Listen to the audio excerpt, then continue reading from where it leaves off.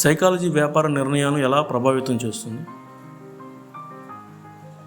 మనకు తెలిసిన విషయం, చాలా చాలా నిర్ణయాలు మన ఎమోషన్ ఆధారంగానే మారతాయి. సరైన సమయంలో సరైన నిర్ణయం తీసుకోకపోవడమే వ్యాపారానికి నష్టాన్ని చేకూరుస్తుంది. కాబట్టి మనం ఎమోషనల్గా ఎటువంటి మార్పులు చెందకుండా సరైన సమయంలో సరైన నిర్ణయం తీసుకోవడం వల్ల వ్యాపారం వృద్ధి చెందుతుంది. అలాగే గతంలో జరిగిన ఫెయిల్యూర్స్ని తలుచుకొని భయపడకు, ఎందుకంటే అవి శాశ్వతంగా నీతో పాటు ఉండవు కాబట్టి.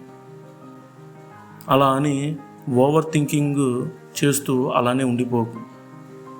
ముందుగా ఓవర్ థింక్ మానేసి నిర్ణయాలు తొందరగా తీసుకో.